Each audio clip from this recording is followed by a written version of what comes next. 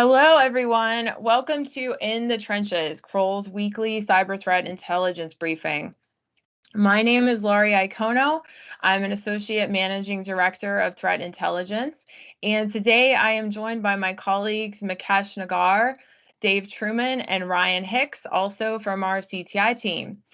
Today's February 5th, 2024. It's been a really busy week and weekend for cyber news and headlines, so we have a number of things to share. I'm going to get right into it with some situational awareness, some news you can use.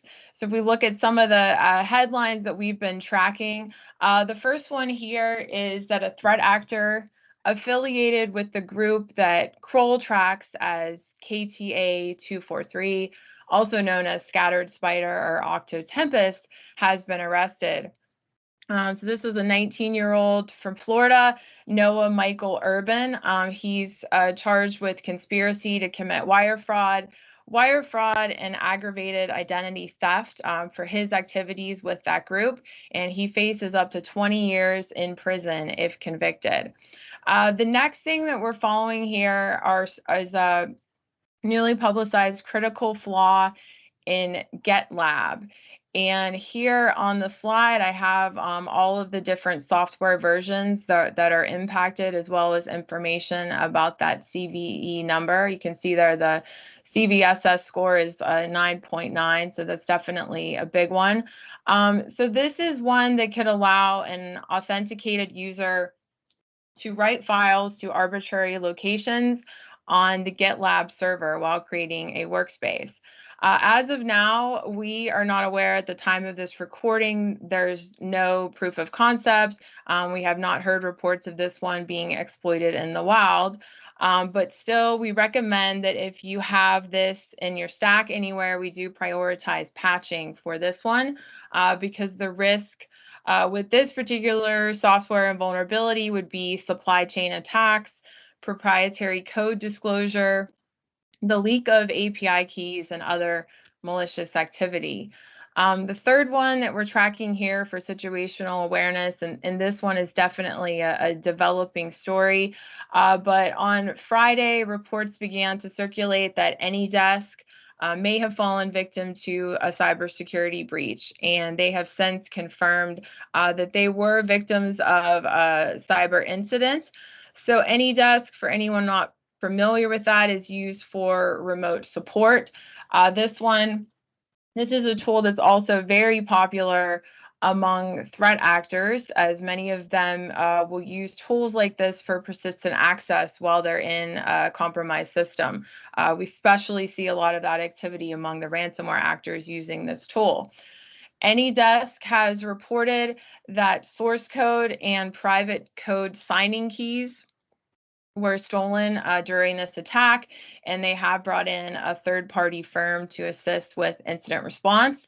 They are recommending right now that impacted users reset their credentials, ensure that they are using the latest version with the new code signing certificate. So I want to get into some of the other topics on today's briefing. And as I said, busy week with cyber news and headlines. And in most of those headlines, we've been seeing a lot of activity around Ivanti. So I want to pass it over to Ryan to talk about what new information we have concerning some of the Ivanti activity.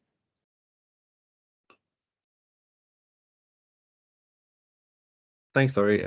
So yeah, there's pushed out a new out of bands this week for 2 0 days. As you mentioned, in fact, impacting Ivanti. You may remember we also pushed out another out of band previously, which I'll cover on the next slide. So this is a new sort of series of critical vulnerabilities. Oh, sorry, high scored vulnerabilities in Ivanti Connect Secure, Ivanti Policy Secure, and Ivanti Neurons for ZTA. So the first one is 21888, which is a privileged escalation vulnerability within Connect Secure and Policy Secure, and you see the impacted versions there, the same as the previously impacted vulnerabilities that we reported on. And this one has not been reported as exploited in the wild. However, the next one, which is 21893, a server-side request forgery vulnerability, that was noted in the advisory by Ivanti as being observed as being successfully exploited, although not many details were released surrounding its use as of yet. So sort of moving on to just the kind of next slide, just to sort of bring it back with the previous reporting that we did. So we previously reported on 2 other 0 days, so there's kind of 4 in total now. Just to kind of highlight those previous ones, there were workarounds for those, but they had since been bypassed and patches sort of delayed, and those previous vulnerabilities saw exploitation quite quickly and quite widespread over the past few weeks in particular. And the sort of latest campaign using those vulnerabilities deployed the Sliver framework, which was loaded by a kind of a new malware dubbed Crusty Loader, which you may have seen in the news. And Sliver itself is a command and control framework, which we've looked at.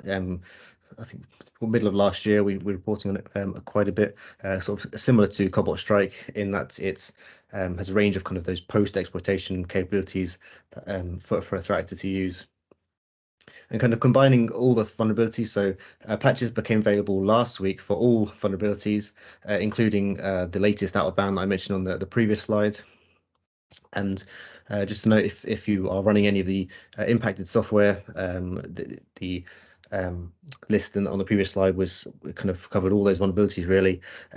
Do go see the link in our weekly report to the Ivanti advisory. It shows all the kind of available patch versions. They're kind of rolling it out in a bit of a schedule. So they're updating their advisory daily, and it also includes some install instructions. There's some sort of specific things that you need to do, which in one of them being a factory reset is advised by Ivanti following or before the patch. Also, we just recommend at the bottom there to conduct threat hunting following patching, as there's quite a widespread exploitation of these vulnerabilities and as well as these new vulnerabilities. So once patched, we advise to kind of threat hunt for any kind of malicious activity surrounding the devices that were vulnerable, just to potentially identify any activity that occurred before patching. And that's all from me. I'll hand back to Laurie. Thanks, Ryan. So next, I know that Mukesh is following a couple different stories, including how some threat actors are exploiting Outlook Calendar, as well as Whitesnake malware. So Mukesh, I'll let you tell us what we're seeing with respect to those. Thank you, Laurie. So CVE 2023-35636 carries a CVSS score of 6.5.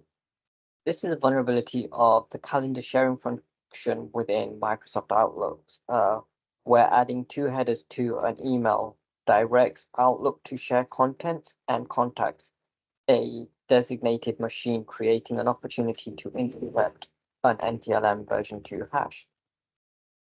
The vulnerability was addressed back in December's 2023 patch cycle, and Microsoft rated the vulnerability as less likely to be exploited.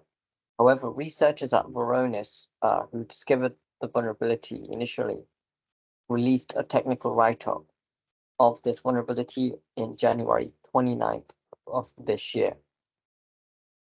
From this technical write-up, attackers are able to craft malicious emails with 2 specific headers containing content-class and x-sharing-config and -URL.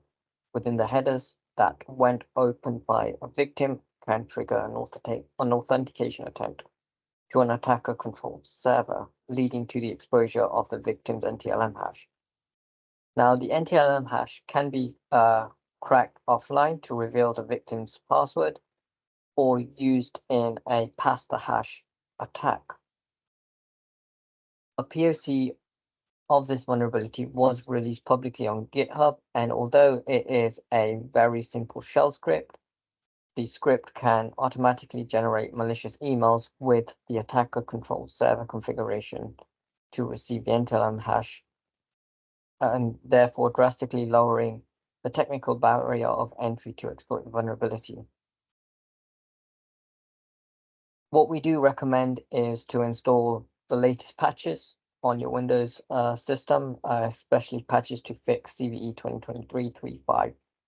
2023-35636, enable multi-factor authentication, as well as using FIDO2 compliant hardware tokens to prevent cracked NTLM hashes from being used to log on to accounts.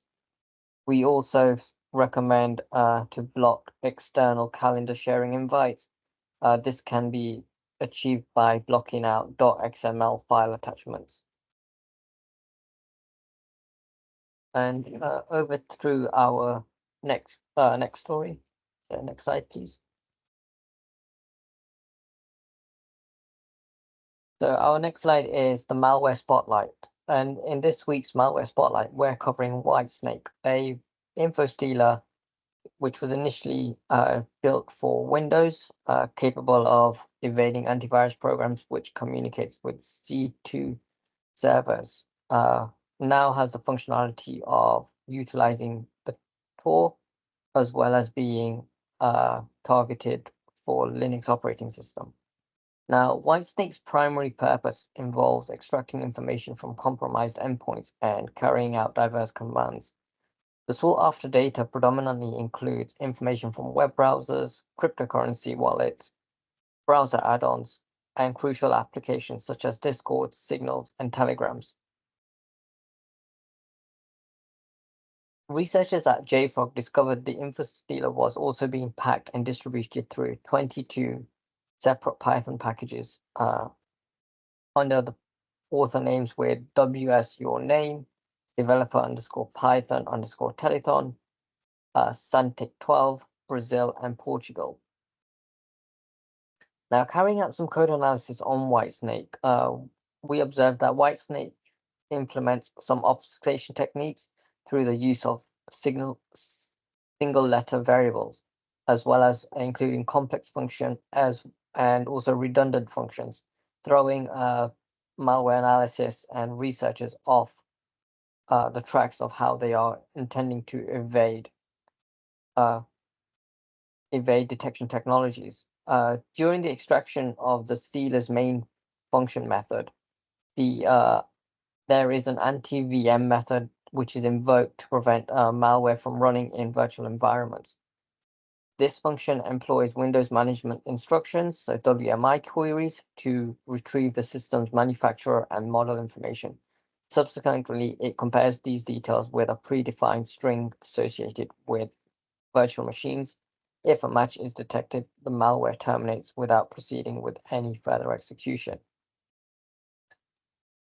This malware also has a persistent mechanism which itself copies a version of it from the Windows app data directory and into a different name. So it would not be called WHITESNAKE, it would be renamed to Sentinel-1 or Carbon Black or CrowdStrike, for example, and then it simultaneously creates a scheduled task and removes the original malware copy.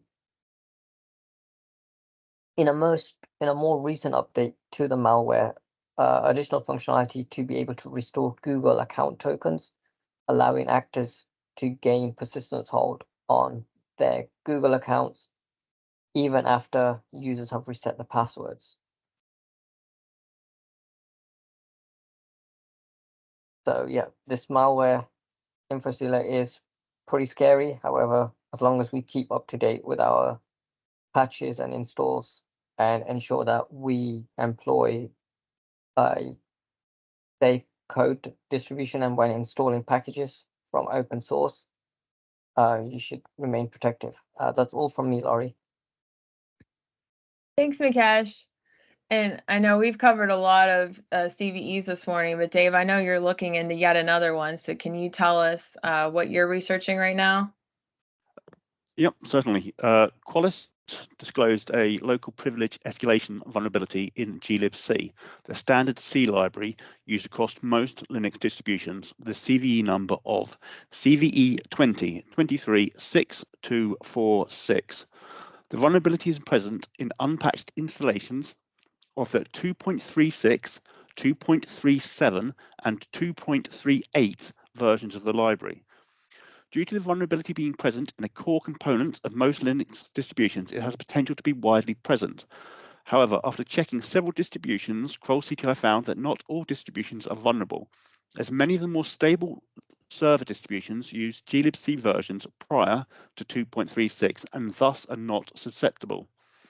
Qualys released a POC. However, that POC generates a segment fault to prove the presence of a buffer overflow. It does not elevate privileges. More work would be required by a threat actor for actual exploitation. The vulnerability exists due to the creation of a buffer using a size variable that on a particular code path would not be properly set, resulting in a buffer being created of 1 byte in size.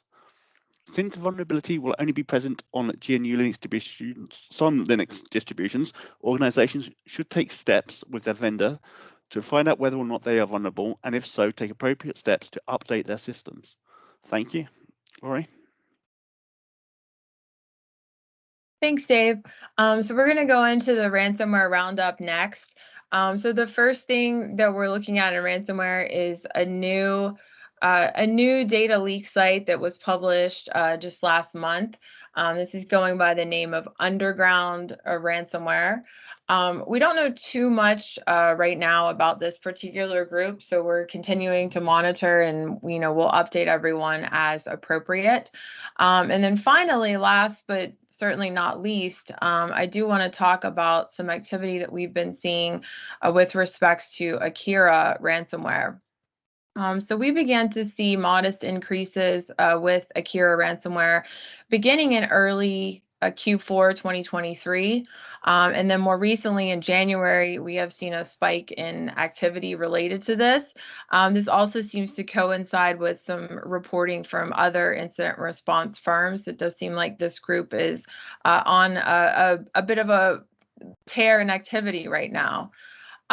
Based on the fact patterns that we're seeing across the incident response cases and what's being reported by other firms, it seems like the majority of these Akira cases are starting with Cisco ASA VPN for access.